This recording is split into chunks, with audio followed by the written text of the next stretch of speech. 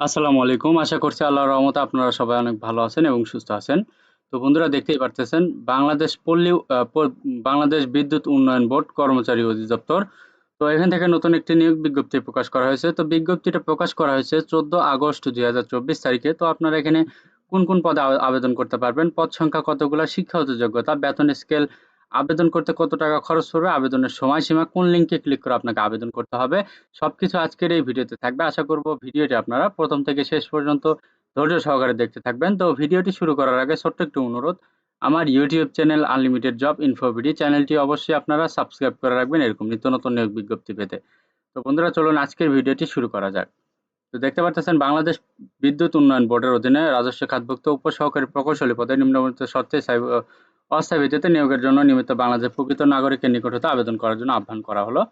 তো এখানে ১ নাম্বার যে পদের নাম ও বেতন স্কেল রয়েছে, উপসহকারী প্রকৌশলী ইলেকট্রিক্যাল, মেকানিক্যাল, ইলেকট্রনিক্স, পাওয়ার, সিভিল। এখানে বেতন স্কেল ধরা হয়েছে ১৬,০০০ থেকে ৩৮,৬৪০। জাতীয় বেতন স্কেল ২০১৫ দশম গ্রেডে।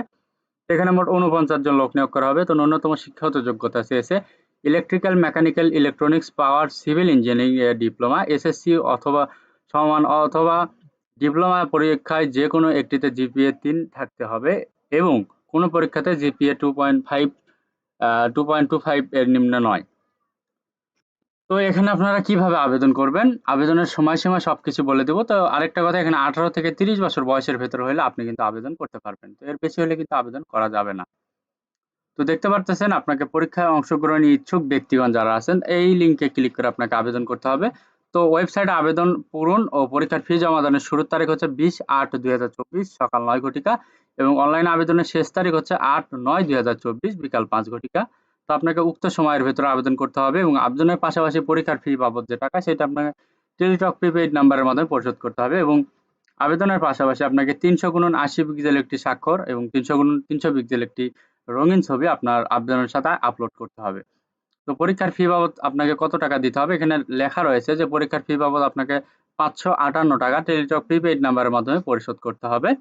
তো কিভাবে আপনি এসএমএস পদ্ধতি অনুসরণ করে ফি দিবেন? আপনি এক্সাম্পল হিসেবে এইভাবে আপনি এসএমএস করবেন। এভাবে এসএমএস করলে আপনার থেকে তারা ৳১৫৮ কেটে নেবে। পরবর্তী আপনি এভাবে আরেকটা এসএমএস করবেন। আরেকটা এসএমএস করলে তারা আপনাকে একটি ইউজার আইডি এবং পাসওয়ার্ড দিয়ে দিবে। ইউজার আইডি পাসওয়ার্ড দিয়ে আপনি কি করবেন? এই লিঙ্কে ক্লিক করবেন। এই লিঙ্কে ক্লিক করে লগইন করবেন। লগইন করার পরবর্তীতে আপনি ওখানে দেখতে পারবেন আপনার রোল নাম্বার, আপনার পদের নাম, ছবি, পরীক্ষার তারিখ, সময়, স্থান, কেন্দ্রের নাম ইত্যাদি সম্বলিত একটি প্রবেশপত্র থাকবে। অবশ্যই সেটি ডাউনলোড পূর্বক রঙিন প্রিন্ট করে বের করে নিতে হবে। এটা আপনার লিখিত পরীক্ষার সময় অবশ্যই প্রদর্শন করতে হবে এবং লিখিত পরীক্ষায় উত্তীর্ণ হলে অবশ্যই মৌখিক পরীক্ষার সময় আপনার প্রদর্শন করতে হবে। আর শুধুমাত্র টেলিটক প্রিপেইড নাম্বারের মাধ্যমে আপনি ইউজার আইডি পাসওয়ার্ড পুনরুদ্ধার করতে পারবেন। আর এখানে আপনার মৌখিক পরীক্ষার সময় কি, কি কাগজপত্র দিয়ে আপনার সাথে নিতে হবে? যেমন ধরেন এখানে রয়েছে যে আপনার শিক্ষাগত যোগ্যতার যত সনদ রয়েছে মূল কপি জমা দিতে হবে বা ফটোকপি নিতে হবে। আপনার ১ম শ্রেণীর গেজেটেড কর্মকর্তা কর্তৃক আপনার চারিত্রিক সনদ, নাগরিকত্ব সনদ অথবা ইউনিয়ন পরিষদ চেয়ারম্যান কর্তৃক নাগরিকত্ব সনদ লাগতে হবে। আপনার ভোটার আইডি কার্ড লাগবে, আপনার জন্ম নিবন্ধন লাগবে। আপনি যদি মুক্তিযোদ্ধার সন্তান হন তাহলে সেই ক্ষেত্রে আপনার কাগজপত্র লাগবে। যদি আপনার প্রতিবন্ধী হন সেগুলোর কাগজপত্র লাগবে।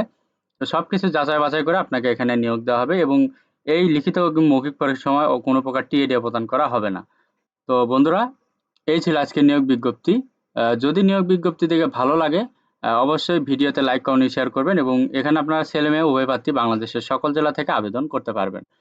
তো ভিডিওটি ভালো লাগলে উপকৃত হতে পারলে অবশ্যই আমার ইউটিউব চ্যানেলটি অবশ্যই সাবস্ক্রাইব করে রাখবেন এবং পাশাপাশি বেল বাটনটি অন করে রাখবেন যাতে নতুন কোনো ভিডিও আপলোড করা মাত্র আপনারা পেয়ে যান। তো সবার জন্য অনেক, অনেক শুভকামনা। সবাই ভালো থাকবেন, সুস্থ থাকবেন। আল্লাহ হাফেজ। দেখা হচ্ছে নতুন কোনো ভিডিওতে।